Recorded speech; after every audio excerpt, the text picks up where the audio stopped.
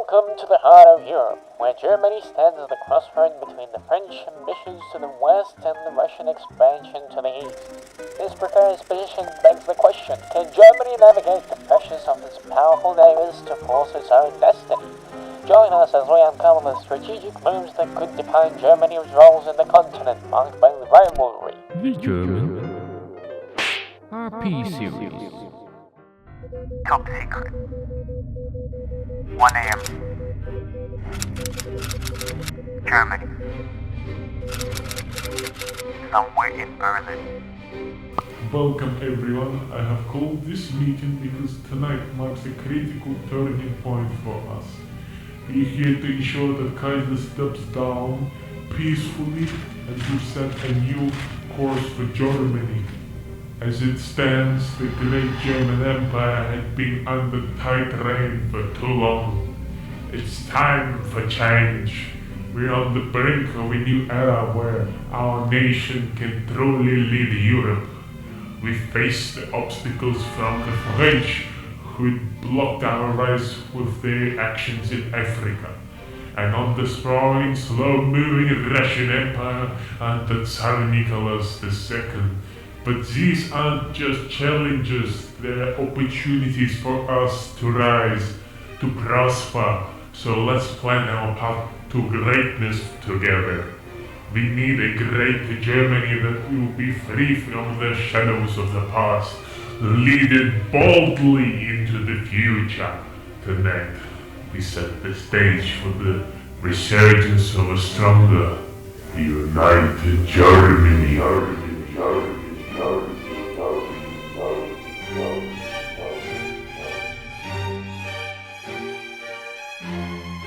Act 1. German Preparation. The speech of Graf von Schwerin-Luckwitz.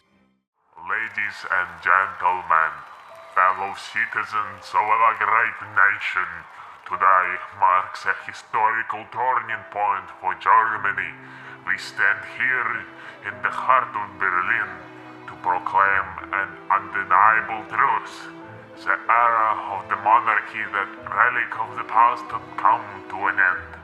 We are now free from the shackles of an incompetent monarchy that had long hindered our progress and stifled our potential. Today, we turn a new page in our annals of history. It is not just a day of liberation, but a day of solemn promise.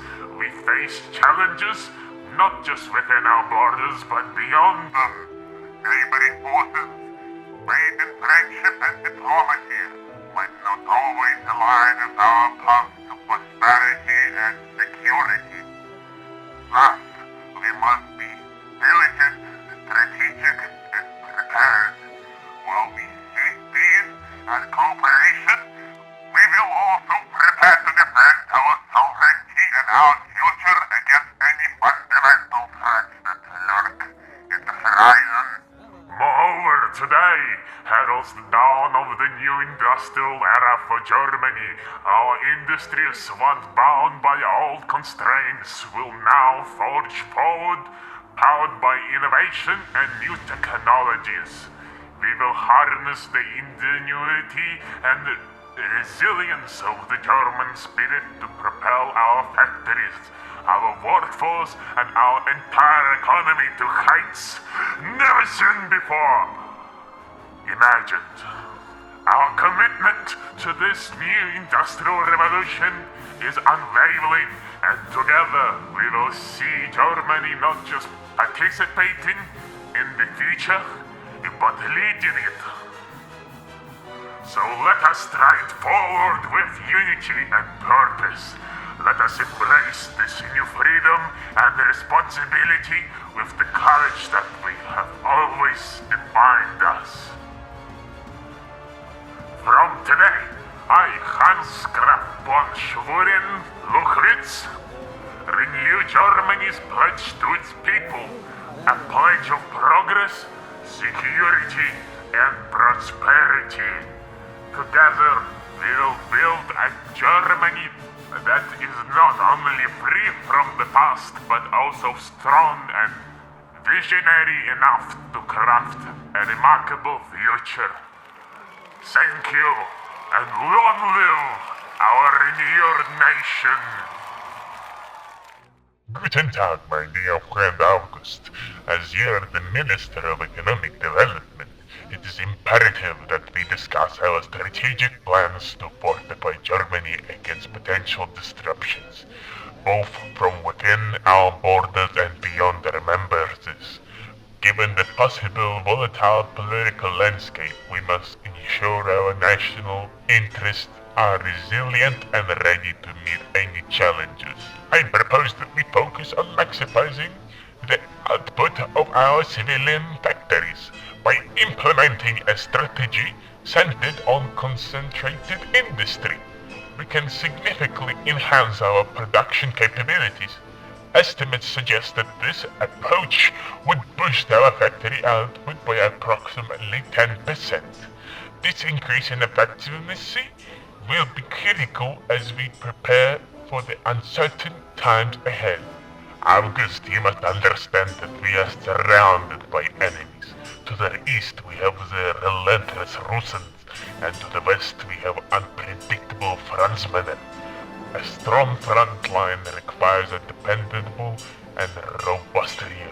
Therefore, I believe that the best utilization of Germany's potential would be establish a comprehensive 4-year plan. Thus, I think in the third and the fourth year our emphasis will pivot to the establishment and expansion of military factories. This phase is vital for ensuring that we have a necessary capability to support and equip our forces adequately. By balancing our individual focus on civilian and production with a subsequent shift to military preparedness, we can position Germany to effectively protect and project its power and secure our interest against both the Russians and the Frenchmen. Act 2. German Militarization. Breaking news! The Russian Empire had fallen into a Bolshevik revolution. The key cities of Moscow and St. Petersburg were fully under control of the Reds. The core of the Russian Empire had rotted within. Similarly, reported from American press, on the 6th of January 1913, United States of America were broken into two pieces. The liberal constitutional states of America and the authoritarian American Republic, which had declared independence. This unforgiving outcry of the people against liberal values had sparked a second American Civil War. The tensions around the world continued to escalate as now Europe finds itself in another war, the Balkan War. Cannon thunder in the Balkans. An alliance led by Bulgaria associated with Serbia and Greece is currently confronting the Ottoman Empire in the west, a region comprised of many belligerent minorities. The attackers have a clear objective: throw the Turks out of Europe. The key advocate of such corrective measures against the Turks are Italians, who are directly supporting the Balkan efforts. The unexpected circumstances in the Balkans prompted German strategists to increase their military presence in Austria and allocate additional funds to enhance their military-industrial base. The influx of fresh battalions into the Imperial German Army accelerated at an unprecedented rate. In response to these developments, Germany initiated a new diplomatic strategy to unite the Central Powers of Europe against potential threats from the Balkans and other imperial forces. Key countries interested in forming these defensive alliances included the Ottoman Empire, which had been forcefully expelled from Europe by a coalition of Balkan states. This coalition had received direct military support from Italy, which had seized Libya from the Turks following the Balkan-Ottoman ceasefire. Several nations joined the Central Powers Pact, including the Netherlands, Denmark, Norway, Sweden, and Romania. Romania, in particular, was keen to join due to Kule's position between Russia and Bulgaria, both of which posed a threat to Romanian sovereignty. Similarly, Sweden was increasingly alarmed as Russia plunged into a civil war. Fearing a similar rebellion within its own borders, Thus, Sweden opted to join the Central Powers to ensure government stability.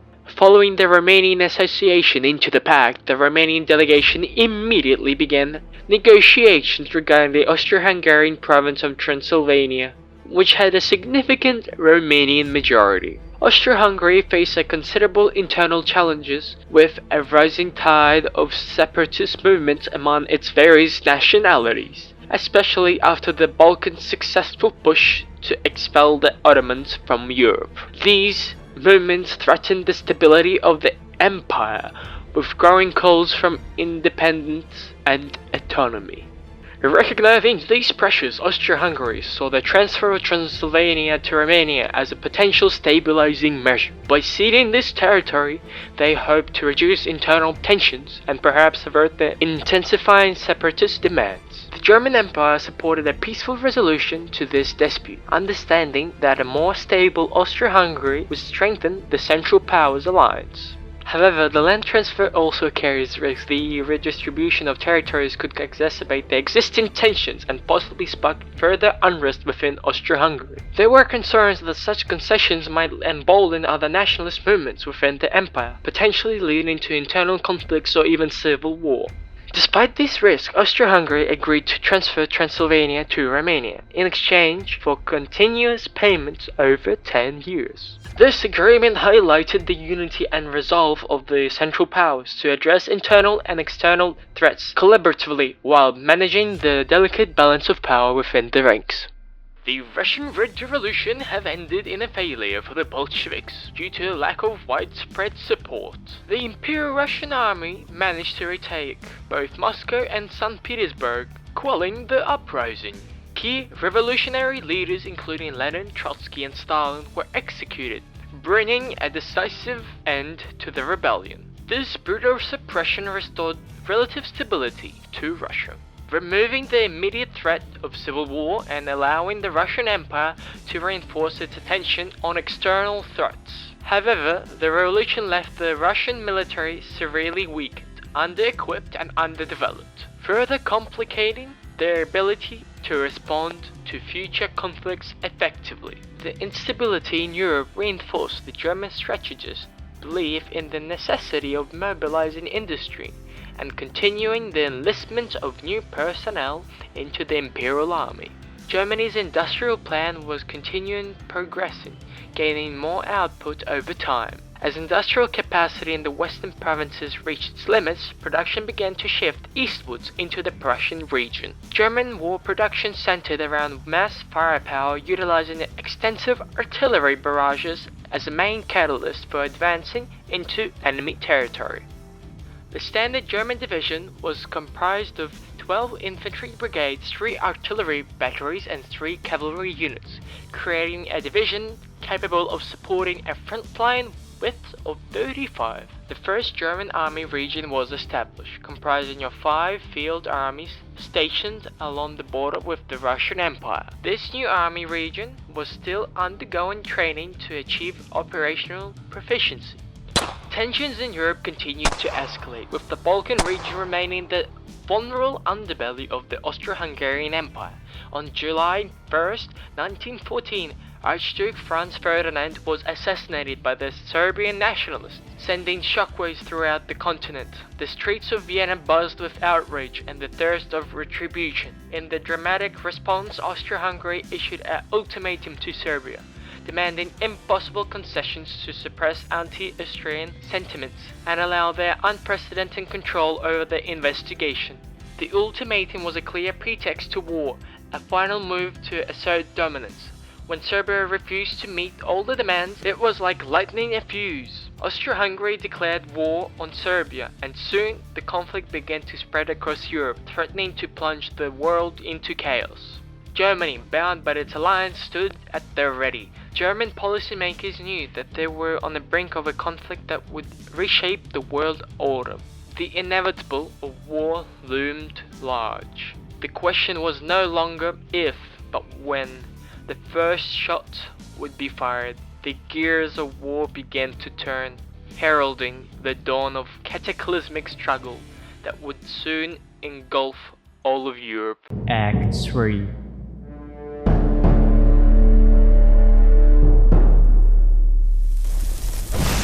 the Great War. Smoke, gunpowder, and the sound of artillery fire. The war had begun. The German Imperial Army had launched its offensive into Russian lands. The Russian Empire stood alone, as the Franco-Russian Entente had collapsed following a diplomatic dispute over the Serbian Pact, which threatened war with Germany if Austria were to attack.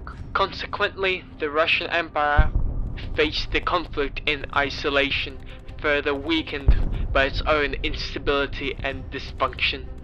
In a matter of 2 months, the German army reached the outskirts of Minsk. Having fully taken Poland on November 11, 1914, Kiev fell without any resistance as the disorganized Russian army continued to suffer massive losses. In the midst of the German offensive, internal pressures in Austria-Hungary led to a complete collapse of Austro-Hungarian state as it is. Hungary proclaimed independence from Austria and claimed lands that belonged to Romania. Furthermore, Western Ukraine, along with Croatia and Bosnia, rebelled against Vienna. The situation was dire for Austria, as Germany was engaged with Russian Empire. The situation for the fractured Central Powers was difficult but manageable until the French command decided to join the war by launching a surprise invasion into the German Rhineland. This move was intended to tip the balance of power and halt the slow but continuous German advance into Russia.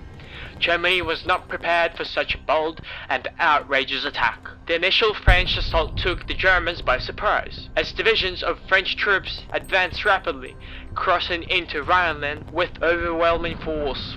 The German command had to quickly mobilize, pulling in reservists and hastily organized defenses to stop the French advance. The hastily assembled German forces, consisting of reservists and young recruits with minimal training, faced a seasoned and well-prepared French army. Despite the lack of preparation, the German troops managed to halt the French on the outskirts of Stuttgart and Frankfurt. Fierce battles ensued, with both sides suffering heavy casualties. The German defenses used the terrain to their advantage, setting up fortified positions and engaging in brutal trench warfare to repel the French forces. After 2 months of ruthless fighting and accumulated poorly trained recruits, the German command launched a counter-offensive to push the French out of the German territory. The offensive aimed to regain lost territory and tip the scales of war in Germany's favor once more. The German artillery barrage lit up the skies, and infantry units, supported by newly arrived reinforcements, launched coordinated attacks on the French positions. However, the offensive failed dramatically. The poorly trained recruits struggled against the experienced French troops, resulting in tens of thousands of losses. The front line moved only a few meters despite the intense and bloody fighting. The German soldiers, exhausted and demoralized, continued to hold the line, but the failure of the offensive was a significant setback. Meanwhile, in the east, Ukraine was mostly liberated from the Russians, along with Belarus and the Balkans. On March 23, 1915, it was announced that Petrograd had fallen. Reported from World News, for the first time in their entire history, Petersburg was captured by the enemies of Russia. The garrison of the city refused to capitulate, leading to a bloody urban battle. Tsar Nicholas II managed to evacuate the city the day before the assault, but many members of the royal family refused to leave and led the resistance in the capital. German forces struggled to take their way into Isaac's Cathedral, where Grand Duke Kirill held his position. On the third day, later did they manage to capture a member of the royal family, losing a bayonet battle with the royal officers. Only after Grand Duke was captured did the small group of garrison stop resisting. The Austrian breakdown continued to deteriorate as the self-proclaimed Kingdom of Hungary faced 2 new uprisings: the Transylvanian uprising and the Slovak uprising. The Romanian military struggled to maintain the front line, as the Hungarian army had a numerical advantage, but German troops slowly increased their presence in Romania as the German war machine continued its enlistment process for young men.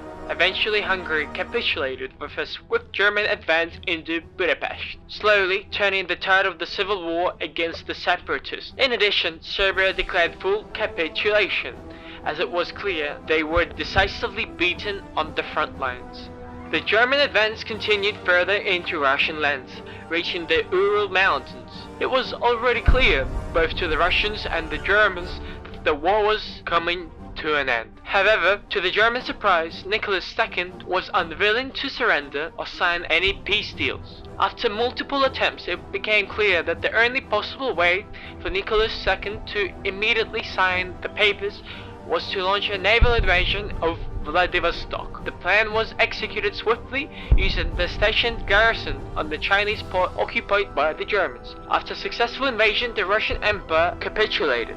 It was clear that the best scenario for Germany would be to liberate the western territories of Russia and support their independence to form a buffer zone against future Russian aggression. The countries liberated included Ukraine, Belarus, Poland, Finland, and the Balkan states, the Caucasian countries and Don Republic and the Krasnodar Republic. These newly independent states were strategically significant. Ukraine, with its vast agricultural resources, would provide an essential food supplies. Belarus and Poland serve as a critical buffer state, protecting Germany's eastern borders. Finland and the Baltic states controlled key access points to the Baltic Sea, crucial for the naval dominance. The Caucasian countries, rich in oil and other resources, were vital for fueling the German war machine. The Don Republic and the Krasnodar Republic effectively blocked Russia's access to the Black Sea, crippled naval capabilities and trade routes. Despite the full capitulation of Russia, the German High Command decided to leave Russia with a considerable portion of its territories to ensure the new borders were defensible and avoid overextending German military resources. Additionally, completely dismantling Russia would have created a power vacuum, leading to instability and potentially drawing other powers into the region. Moreover, German strategy was to weaken Russia sufficiently without completely annihilating it, to ensure that Russia would be too weakened to pose an immediate threat, but still functional enough to prevent the rise of more radical elements that could destabilize the entire region. The liberated nations are now part of the Central Powers, served as a buffer zone, ensuring that future Russian aggression would be mitigated by these friendly states. The decision to return lands to these new independent nations also served to foster goodwill and alliances. By supporting their independence, Germany ensured that these states were ideologically aligned against Russian imperialism and were grateful to the Central Powers to their newly found autonomy. This created a cordon sanitaire, a protective barrier of friendly states that would prevent future incursions by Russia. With these territories secured and aligned, the German army could now fully focus on pushing the French forces out of Germany and into the French territories. The liberation of these nations not only weakened Russia, but also strengthened the Central Powers' strategic position in Europe. Act 4.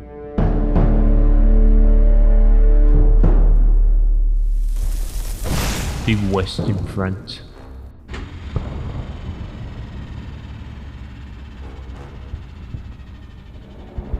Poland was annexed.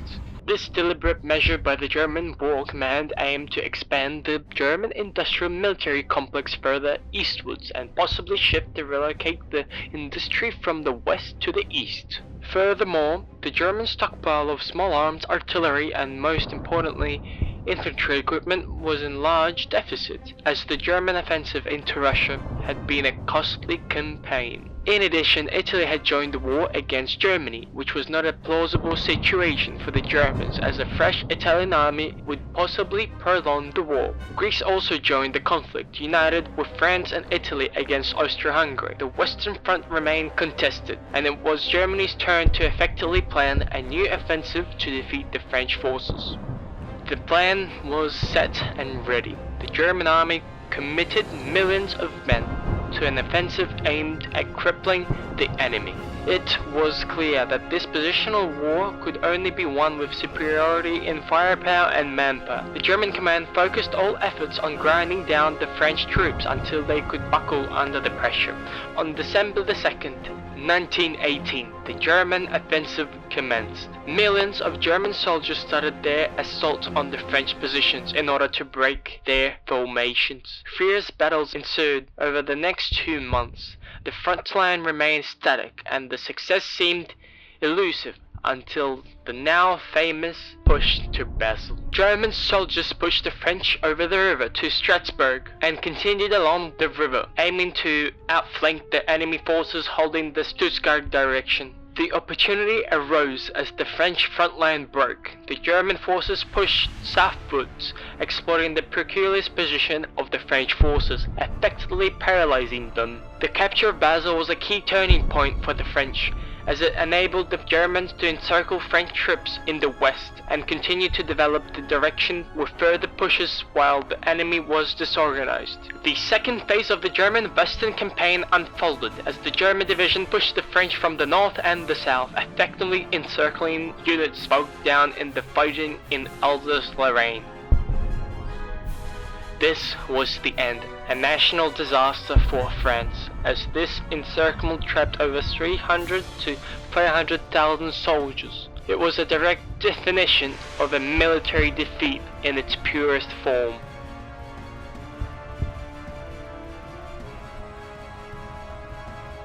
The end of Entente as we know it was near. Italy posed little threat alone to a capable and vastly superior German imperial army. The Italians were swiftly beaten in a matter of couple months of fighting. Greece was the last country to capitulate, fiercely fighting until the last man. The German peace had brought German world, a world where Germany led Europe and its future. Act 5.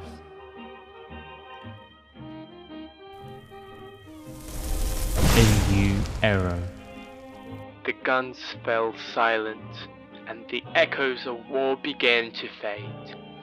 With the decisive victory on the Western Front and the capitulation of Italy and Greece, the Central Powers had secured their dominance over Europe. The Treaty of Berlin, signed in early 1990, marked an official end of the Great War and the beginning of a new era. Germany emerged as an undisputed leader of the reshaped Europe.